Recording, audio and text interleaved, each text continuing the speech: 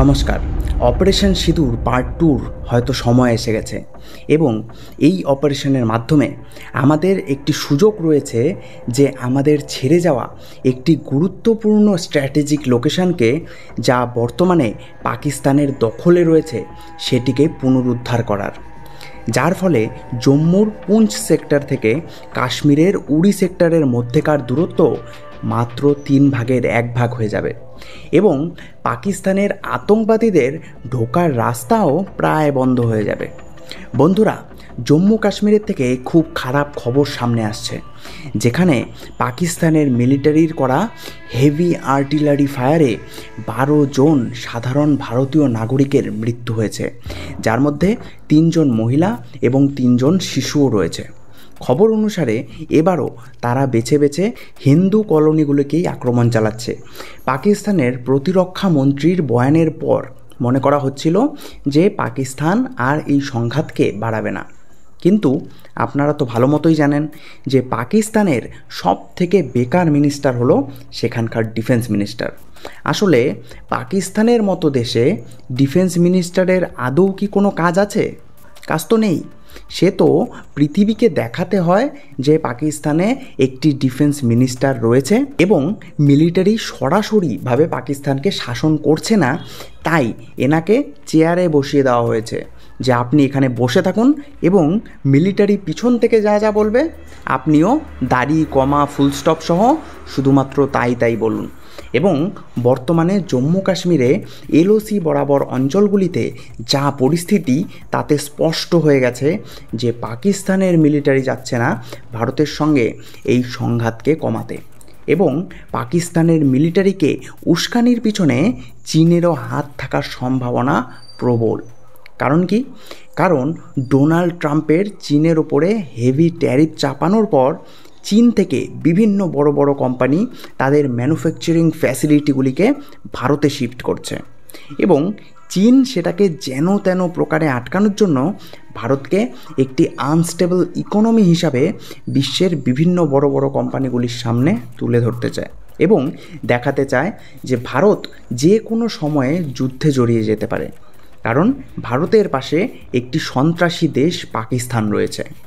তবে চীনের উস্কানিতে যদি এভাবেই পাকিস্তান এলওসিতে হেভি ফায়ারিং চালাতে থাকে, তাহলে পাকিস্তানকে ধ্বংস হওয়া থেকে কেউ বাঁচাতে পারবে না।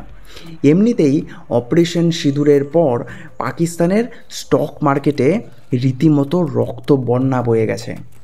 পাকিস্তানের স্টক মার্কেট প্রায় 6000 পয়েন্ট নিচে নেমে গেছে। অন্যদিকে ভারতের স্টক মার্কেটে এর যেন কোনো প্রভাবই পড়েনি, বরং আমাদের স্টক মার্কেট অল্প হলেও উপরেই বন্ধ হয়েছে। এছাড়াও আমরা তো ভালো মতোই জানি যে ইতিহাসে ঠিক যখনই পাকিস্তানের মিলিটারি এভাবে ভারতের সঙ্গে সংঘাতে জড়ানোর এক প্রকার চুলকানি উঠেছে, তখনই পাকিস্তান নিজেদের অঞ্চলকে হারিয়েছে। এমনকি 71-এর যুদ্ধের পর পাকিস্তানকে 2 ভাগে ভাগ করে দেওয়া হয়েছে। তাই এবারও যে তেমন হবে না তা কিন্তু জোর দিয়ে বলা যাচ্ছে না। কাশ্মীরের উড়ি ও তাংধার সেক্টরে পাকিস্তানের মিলিটারি আর্টিলারি দিয়ে হেভি শেলিং করছে। তবে সবচেয়ে ভয়াবহ পরিস্থিতি দেখা গেছে জম্মুর পুঞ্চ সেক্টরে। সেখানে 1971 সালের ভারত পাকিস্তান যুদ্ধের পর প্রথমবারের মতো আর্টিলারি শেল সাধারণ আবাসিক ও সরকারি ভবনে আঘাত হানে। এমন ছবি সেখান থেকে সামনে আসছে যে আমি আপনাদের দেখাতেও পারবো না ইউটিউবের গাইডলাইন্সের জন্য। আমাদের কাশ্মীরের উড়ি এবং জম্মুর পুঞ্চ সেক্টরের মাঝে আপনারা এরকম একটি পাস দেখতে পারবেন, যেটাকে হাজি পীর পাস বলে। এই অঞ্চলটি বর্তমানে পাকিস্তানের দখলে রয়েছে এবং পাকিস্তানের মিলিটারি ভয় পাচ্ছে যে আমরা মিলিটারি অ্যাকশন নিয়ে এই অঞ্চলটিকে দখল করে নিতে পারি। কেন? কারণ এর ফলে উড়ি থেকে পুঞ্চের দূরত্ব দেখুন কত কমে আসবে। বর্তমানে আমরা যদি পুঞ্চ থেকে উড়ি পর্যন্ত যেতে চাই তাহলে আমাদের এভাবে ঘুরে যেতে হয়, কিন্তু আমরা যদি এই স্ট্র্যাটেজিক লোকেশনটিকে দখল করে নেই তাহলে আমরা সোজাসুজি পুঞ্চ থেকে উড়ি পর্যন্ত চলে যেতে পারবো। এছাড়া এই পাসকেই ব্যবহার করে পাকিস্তান জম্মু কাশ্মীরে বিভিন্ন আতঙ্কবাদীদের ঢোকায়। এছাড়া এই অঞ্চলটি গভীর অরণ্য দিয়ে ঢাকা, এর ফলে আতঙ্কবাদীদের ট্রেস করাও আমাদের বিভিন্ন সিকিউরিটি এজেন্সিদের পক্ষে খুব কঠিন হয়ে পড়ে। তাই অপারেশন সিঁদুরের পরে আমাদের মিলিটারি অ্যাকশনকে থামিয়ে দেওয়ার পরিকল্পনা থাকলেও বর্তমানে পাকিস্তানের মিলিটারি যেভাবে আমাদের নিরীহ জনগণের উপরে আক্রমণ চালাচ্ছে, তারপর আমাদের মিলিটারিরও এই গুরুত্বপূর্ণ স্ট্র্যাটেজিক লোকেশনটিকে দখল করে নেওয়া উচিত। এবং এর ফলে আমরা বিশ্বের বিভিন্ন দেশেদেরও বলতে পারবো যে যেহেতু এই লোকেশনটিকেই মূলত পাকিস্তান ব্যবহার করছিল ভারতে আতঙ্কবাদীদেরকে ঢোকানোর জন্য, এবং এই লোকেশনটিকে ব্যবহার করেই পাকিস্তানের আর্মি আমাদের নিরীহ জনগণের ওপর শেলিং করছিল, তাই এই অঞ্চলটিকে আমরা আমাদের নিজের ডিফেন্সের জন্য দখল করতে বাধ্য হয়েছি।